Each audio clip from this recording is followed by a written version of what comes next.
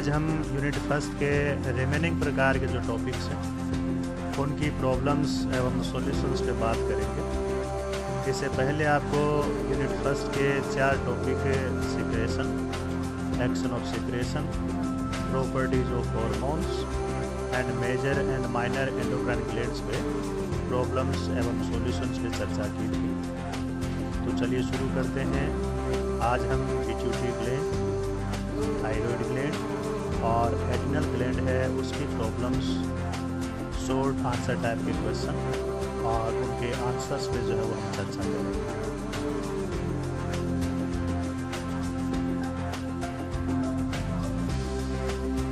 तो सबसे पहले हम देखते हैं पीयूष ग्रंथि या पिट्यूटरी ग्लैंड, देन आउटू ग्रंथि या थायराइड ग्लैंड और लास्ट में अधिवृक्क ग्रंथि या एड्रिनल। तो ये जो तीनों प्रकार की ग्लैंड है ह्यूमन बॉडी के अंदर मेजर एंडोक्राइन ग्लैंड के रूप में या स्ट्रक्चर के रूप में पाई जाती है और इस पे जो इम्पोर्टेंट प्रकार के क्वेश्चंस हैं और उनके क्या क्या आंसर्स हैं वो हम आज के इस लेक्चर में देखेंगे। ये ह्यूमन बॉडी के अंदर पाए जाने वाली जितने प्रकार की एंडोक्राइन ग्लैंड्स होती हैं, स्ट्रक्चर्स होते हैं, उनका एक एनिमेटेड ग्राफिक्स है और इन्हीं पे आधारित हम 1 बाय 1 करके जो एंडोक्राइन प्रकार की ग्लैंड्स हैं, स्ट्रक्चर हैं, उन पे बात करें। तो सबसे पहले हम देखते हैं पीयूष ग्रंथि और पिट्यूटरी ग्लैंड। तो इसमें पहला सवाल है पीयूष ग्रंथि का अन्य नाम क्या है और what is the other name of pituitary gland, यानी पिट्यूटरी ग्लैंड को हम दूसरे किस नाम से जानते हैं, पीयूष ग्रंथि का दूसरा क्या नाम है, या तकनीकी रूप से हम पीयूष ग्रंथि को या पिट्यूटरी ग्लैंड को किस नाम से जानते हैं। तो इसका जो सही आंसर है वो है हाइपोथाइसिस, क्योंकि इसका संबंध जो है वो हाइपोथैलेमस, हाइपोथैलिक प्रकार के पार्ट से होता है, इसलिए क्या कहलाता है, हाइपोथाइसिस।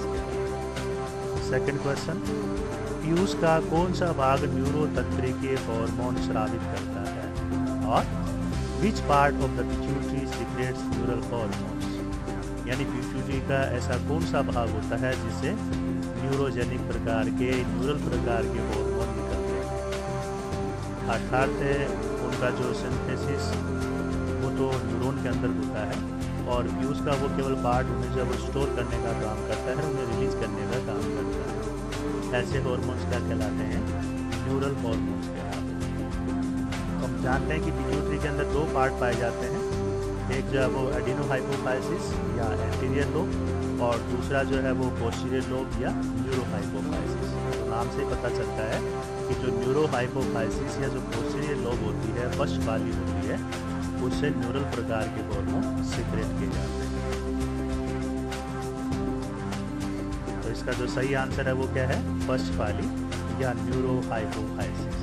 चलिए देखिए तीसरा सवाल, कौन सा हार्मोन मातृत्व हार्मोन भी कहलाता है और which hormone is called maternal hormone also.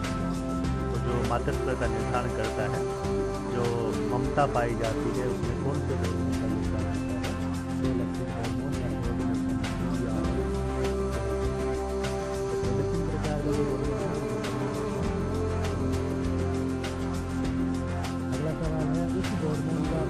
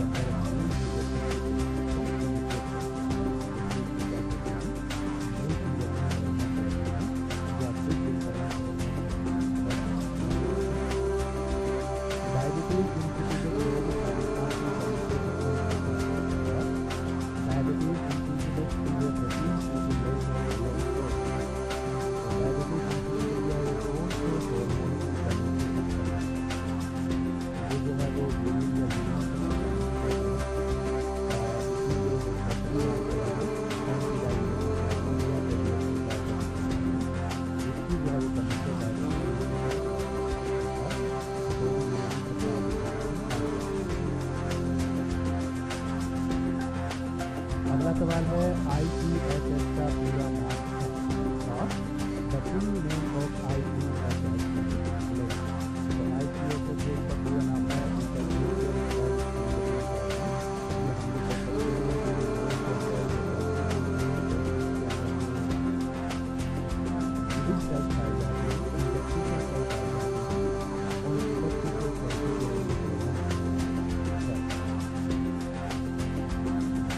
अगला सवाल है ACCS का पूरा नाम है और the full name of ACCS।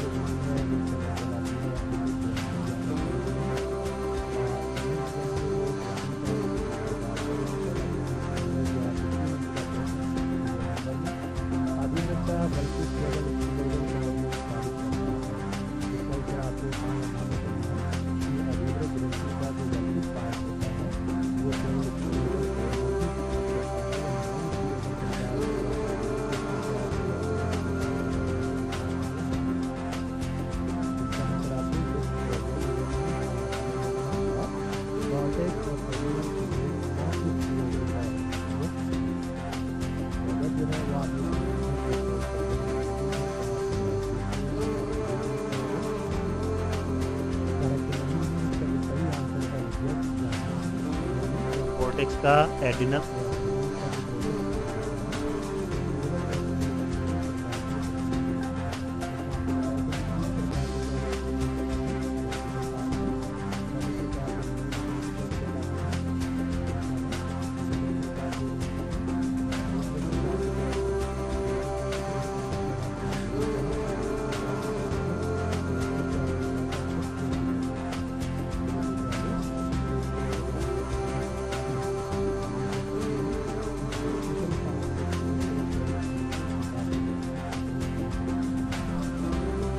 Next question, अधिवृक्क का मध्यांश केवल फेनोलिक हार्मोन स्रावित करता है? तो इसका भी उत्तर आपको हाँ और ना में देना है।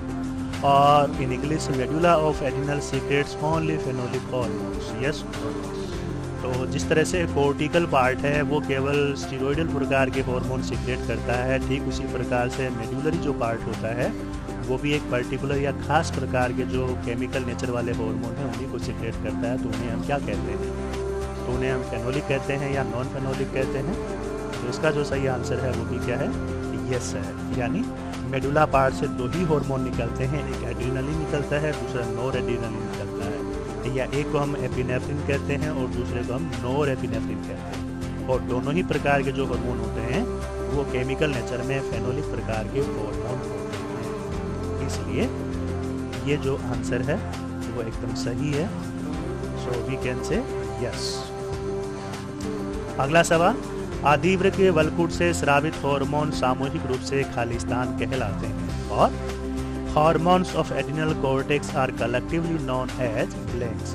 यानी एड्रिनल कॉर्टेक्स से निकलने वाले जो हार्मोन हैं उन्हें हम कलेक्टिवली क्या कहते हैं, सामूहिक रूप से क्या कहते हैं? या हम सीधा सीधा यूँ भी कह सकते हैं कि जो मिनरलोकोर्टिकोइड है, ग्लूकोकोर्टिकोइड है और सेक्स कोर्टिकोइड है, इन तीनों को मिलाकर हम क्या नाम दे सकते हैं या उन्हें कलेक्टिवली हम तीनों को क्या कह सकते हैं, वो उत्तर आपको इसमें बताना है। तो इसका जो सही आंसर है उसको हम क्या कहते हैं? कोर्टिकोइड्स कहते हैं। तो कोर्टिकोइड्स का मतलब यही है कि कोर्टिकल पार्ट से निकलने वाले जो स्टीरॉयडल प्रकार के हार्मोन होते हैं, कोर्टिकल पार्ट से या वल्कुट भाग से सीक्रेट होने वाले जो हार्मोन्स होते हैं एड्रिनल ग्लैंड के अंदर, उन्हें हम कलेक्टिवली या सामूहिक रूप से क्या कहते हैं? कोर्टिकोइड्स कहते हैं। ओके, नेक्स्ट क्वेश्चन, अधिवृक्क ग्रंथि से स्रावित हार्मोन्स के अन्य नाम दीजिए और mention other names of hormone secreted by adrenal medulla. तो ये थोड़ा सा ऊपर जो हिंदी वाला है उसके अंदर आप मेडुला पार्ट जो है वो भी जोड़ दीजिए। तो नीचे वाला देखिए, mention other names of hormone secreted by adrenal medulla, यानी एड्रिनल मेडुला से निकलने वाले जो हार्मोन हैं उनके दूसरे क्या क्या नाम हो सकते हैं। एक नाम तो हमने उनको क्या कहा है? फेनोलिक प्रकार के हार्मोन का है। तो इन फेनोलिक प्रकार के हार्मोन के अलावा उनकी केमिकल नेचर किस किस प्रकार की हो सकती है, उन्हें हम किन के नामों से डेजिग्नेट कर सकते हैं? तो इसका सही आंसर है उन्हें हम न्यूरो हार्मोन्स भी कह सकते हैं क्योंकि वो न्यूरॉन के द्वारा सिंथेसाइज किए जाते हैं।